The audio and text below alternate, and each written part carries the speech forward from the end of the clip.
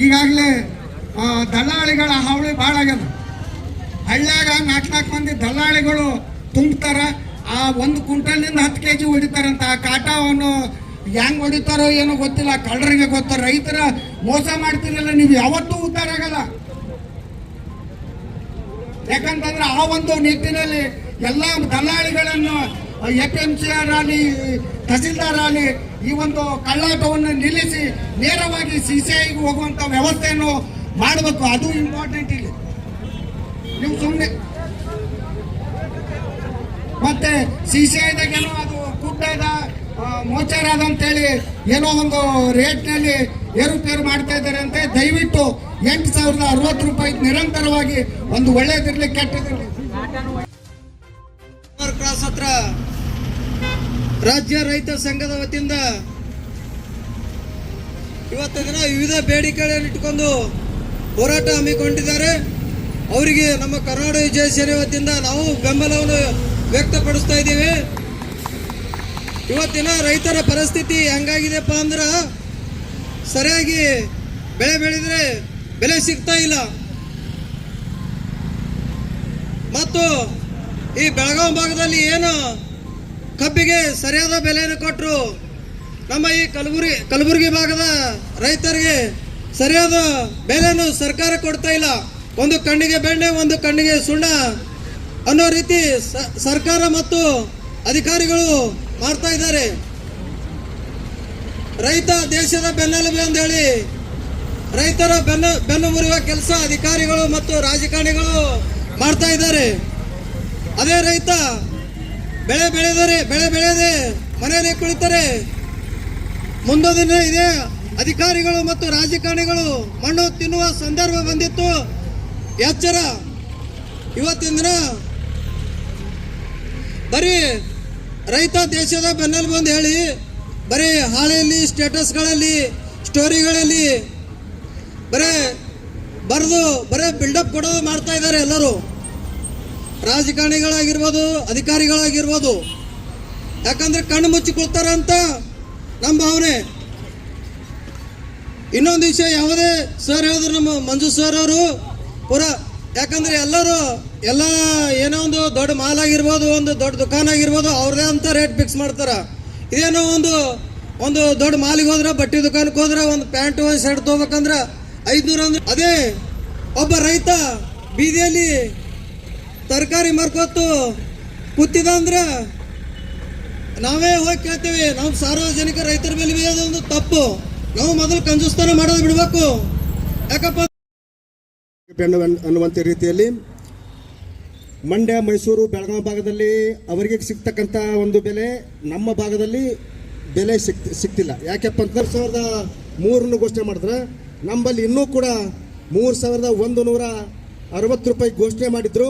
ಆದ್ರೆ ಮತ್ತೆ ಅದು ಹೊಳ್ಳೆ ಮೊನ್ನೆ ನಾವು ಅಫ್ಜಲ್ಪುರದಲ್ಲಿ ಹೋರಾಟ ಮಾಡಿದಾಗ ಅದು ಮತ್ತೆ 3,000ಕ್ಕೆ ತಂದು ನಿಲ್ಲಿಸಿದ್ದಾರೆ. ಯಾಕಂದರೆ ಇವತ್ತು ಈ ಭಾಗದಲ್ಲಿ ರೈತರು ಇನ್ನೂ ಕೂಡ ಜಾಗೃತರಾಗಬೇಕು, ಭಾಳ ಜಾಗೃತರಾಗಬೇಕು. ಯಾಕಂದರೆ ಯಾವ ರೀತಿ ಬೆಳಗಾವಿ ಭಾಗದಲ್ಲಿ ಹೋರಾಟ ಮಾಡ್ತಾರಪ್ಪ ಅಂದರೆ ರಸ್ತೆಯನ್ನು ತಡೆದು ಅವರ ಮನೆಯಲ್ಲಿ ತಮ್ಮ ಗಂಡಂದಿರಿಗೆ ಹೋರಾಟಕ್ಕೆ ಕೂತ್ರ ಹೆಣ್ಣು ಮಕ್ಕಳು ತಂದು ಬುತ್ತಿ ಕೊಟ್ಟು ಹೋರಾಟ ಮಾಡ್ತಕ್ಕಂಥ ಭಾವನೆ ಆ ಭಾಗದಲ್ಲಿ. ಆದ್ರೆ ನಮ್ಮ ಭಾಗದಲ್ಲಿ ಇನ್ನೂ ಕೂಡ ರೈತರು ಜಾಗೃತರಾಗಬೇಕು. ಯಾಕಂದರೆ ವಿವಿಧ ಬೆಳೆಗಳಿಗೆ ಬೇಡಿಕೆ. ನಾವು ಈ ಭಾಗದಲ್ಲಿ ಅತಿ ಹೆಚ್ಚು ಮಳೆಯಾಗಿ ಕಬ್ಬು ಬೆಲೆ ಸಿಗ್ತಾ ಇಲ್ಲ, ತೊಗರಿಗೂ ಕೂಡ ಇನ್ನೂ ಪರಿಹಾರ ಬಂದಿಲ್ಲ, ಹತ್ತಿಗೂ ಕೂಡ ಪರಿಹಾರ ಇಲ್ಲ. ಯಾಕೆ ಈ ರೀತಿ ಧೋರಣೆ? ಇವತ್ತು ಯಾಕೆಂದರೆ ನಾವು ಹೋರಾಟ ಮಾಡಬೇಕು, ರೈತರು ಜಾಗೃತರಾಗಬೇಕು, ರೈತರು ಬೀದಿಗೆ ಬರಬೇಕು. ಈ ನೋಡಿ, ರೈತ ಭಾರತ ದೇಶದ ಬೆನ್ನೆಲುಬು, ರೈತ ಭಾರತ ದೇಶದ ಬೆನ್ನೆಲುಬು, ರೈತ ಭಾರತ ದೇಶ ಬೆನ್ನೆಲುಬು ಅಂತೇಳಿ ಕೇಂದ್ರ ಸರ್ಕಾರ ಆಗಿರ್ಬೋದು, ರಾಜ್ಯ ಸರ್ಕಾರ ಆಗಿರ್ಬೋದು, ರೈತನ ಬೆನ್ನೆಲುಬನ್ನ ಮುರಿತಾ ಇದೆ. ರೈತನ ಬೆನ್ನೆಲುಬನ್ನ ಸರ್ಕಾರ ಮುರಿತಾ ಇದೆ. ಏನ್ ಮಾಡ್ತಾ ಇದ್ದಾರೆ? ನಾವು ಓಟ್ ಹಾಕಿ ಕಳಿಸಿರ್ತಕ್ಕಂಥ ನಮ್ಮ ಶಾಸಕರಾಗಿರ್ಬೋದು, CM ಸಾಹೇಬರಾಗಿರ್ಬೋದು, ಏನ್ ಮಾಡ್ತಾ ಇದ್ದಾರೆ? ರೈತರ ಒಂದು ಭಾವನೆಗಳನ್ನು ಅರ್ಥ ಮಾಡಿಕೊಂಡು ವಿವಿಧ ಬೆಳೆಗಳಿಗೆ ಬೇಡಿಕೆ, ವಿವಿಧ ಬೆಳೆಗಳಿಗೆ ನಮಗೆ ಒಂದು ಬಿಸ್ಕೊರ್ದಾದಂಥ ರೇಟ್ ರೆಡಿ ಮಾಡ್ಕೋತಾರೆ. ಇವತ್ತು ನಾವು ರಸಗೊಬ್ಬರ ಹಾಕ್ತಾ ತರ್ತೀವಪ್ಪ ಅಂದ್ರೆ ಅವರು ತಮ್ಮದೇ ಆದಂಥ ರೇಟನ್ನು ರೆಡಿ ಮಾಡ್ಕೋತಾರೆ, ತಮ್ಮದೇ ಬೆಲೆಯನ್ನು ಹಾಕೋತಾರೆ. ಆದ್ರೆ ಇವತ್ತು ರೈತ ಬೆಳೆದಂಥ ಬೆಳೆಗೆ ಯಾಕೆ ನಮಗೆ ಬೆಲೆ ನಾವೇ ನಿಗದಿ ಮಾಡಕ್ಕೆ ಕೊಡಲ್ಲ? ನಾವು ಬೆಳೆದ ಬೆಳೆಗೆ ನಮ್ಮದೇ ಯಾಕೆ ನಿಗದಿ ಮಾಡಿಕೊಡಲ್ಲ? ನಮಗೆ ನಿಗದಿ ಮಾಡಿಕೊಡ್ಬೇಕು. ಯಾಕಂದ್ರೆ ಇವತ್ತು ಏನು ಮಾಡ್ತಾ ಇದ್ದಾರೆ ಸರ್ಕಾರಗಳು, ಏನು ಮಾಡ್ತಾ ಇದೆ, ತಹಸೀಲ್ದಾರ್ ಅವ್ರು ಏನು ಮಾಡ್ತಾ ಇದ್ದಾರೆ, ಶಾಸಕರು ಏನು ಮಾಡ್ತಾ ಇದ್ದಾರೆ, DC ಅವ್ರು ಏನು ಮಾಡ್ತಾ ಇದ್ದಾರೆ, ಅತಿ ಹೆಚ್ಚು ಮಳೆಯಾಗಿ ಈ ಭಾಗದಲ್ಲಿ ಎಲ್ಲ ಬೆಳೆಗಳು ನಾಶ ಆಗಿದಾವೆ. ಇನ್ನೂ ಕೂಡ ಪರಿಹಾರ ಹಾಕಿಲ್ಲ. ಯಾಕೆ? ಏನು ಮಾಡ್ತಿದೆ ಸರ್ಕಾರ ಅಂದರೆ ನಾವು ರೈತರು ಜಾಗೃತರಾಗಬೇಕು. ರೈತರು ಜಾಗೃತರಾದಾಗ ಮಾತ್ರ ನಮಗೆ ಬೆಂಬಲ ಬೆಲೆನೇ ಸಿಗ್ತದ. ಇವತ್ತು ಒಂದು ವೇಳೆ ಈ ಹೋರಾಟಕ್ಕೆ ಬಂದು ಈ ಮನವಿಯನ್ನು ಸ್ವೀಕಾರ ಮಾಡಿಕೊಂಡು ಮುಂದಿನ ದಿನಮಾನಗಳಲ್ಲಿ ರೈತರಿಗೆ ಬೆಂಬಲ ಬೆಲೆಯನ್ನು ಘೋಷಣೆ ಮಾಡಲಿಲ್ಲ ಅಂತಂದ್ರೆ ಇದಕ್ಕಿಂತ ಉಗ್ರವಾದ ಹೋರಾಟವನ್ನು ಮಾಡಬೇಕಾಗ್ತದೆ ಅಂತೇಳಿ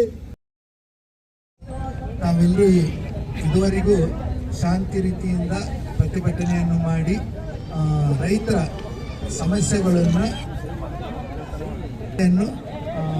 ಮಾನ್ಯ ಸರ್ಕಾರಕ್ಕೆ ನಾವು ಮನವಿ ಪತ್ರ ಕೊಡುವುದರ ಮೂಲಕ ಮನವಿಯನ್ನು ಮಾಡ್ತಾ ಇದ್ದೀರಿ. ಈಗ ಪ್ರತಿ ಟನ್ನಿಗೆ 3,165ರಂತೆ ಖಾತೆಗೆ ಜಮಾ ಮಾಡೋಕ್ಕೆ ಕೊಟ್ಟಿದ್ದನ್ನು ನಾವು ಮಾನ್ಯ ಮುಖ್ಯಮಂತ್ರಿ ಅವರಿಗೆ, ಕರ್ನಾಟಕ ಸರ್ಕಾರ ಇವರಿಗೆ ನಿಯಮಾನುಸಾರವಾಗಿ ಕಳಿಸ್ತೀವಿ. ಅದೇ ರೀತಿ ಹತ್ತಿ ಖರೀದಿ ಕೇಂದ್ರದಲ್ಲಿ CCI ಮಿಲ್ ಇದಕ್ಕೆ ನಾವು ಗೊತ್ತಿದೆ, ಹೋದ ಸಾರೆಲ್ಲ ತುಂಬ ಕಷ್ಟ ಆಗಿತ್ತು.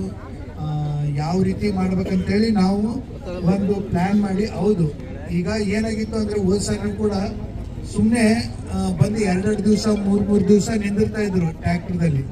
ಇಲ್ಲಿ ದಲ್ಲಾಳಿಗಳು ಕೂಡ ಏನು ಮಾಡ್ತಿದ್ರು ಅಂದರೆ ಅಲ್ಲಿಂದ ತಂದು ಇಲ್ಲೇ ಒಂದು ಟ್ರ್ಯಾಕ್ಟರ್ ಹಾಕಿ ಇಲ್ಲೇ ಇವರೇ ಖಾಲಿ ಮಾಡ್ತಾ ಇದ್ರು. ಹೌದಾ?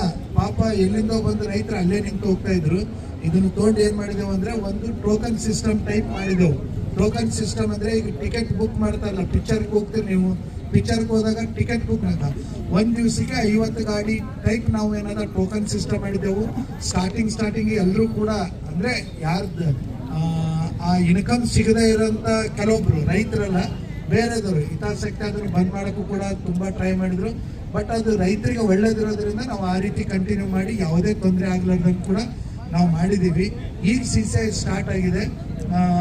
ಮತ್ತೆ ಏನು ಮಾಡಿದ್ದೇವೆ ಅಂದರೆ ಕಾಟದಲ್ಲಿ ಪ್ರಾಬ್ಲಮ್ ಆಗ್ಬಿಡೋದು ಅಂತೇಳಿ ತೂಕ ಇಲಾಖೆಗೆ ಕರೆಸಿ ಅರ್ಲಿ ಮಾರ್ನಿಂಗ್ 4 ಗಂಟೆಗೆ ಸರ್ಪ್ರೈಸ್ ಆಗಿ ನಾವು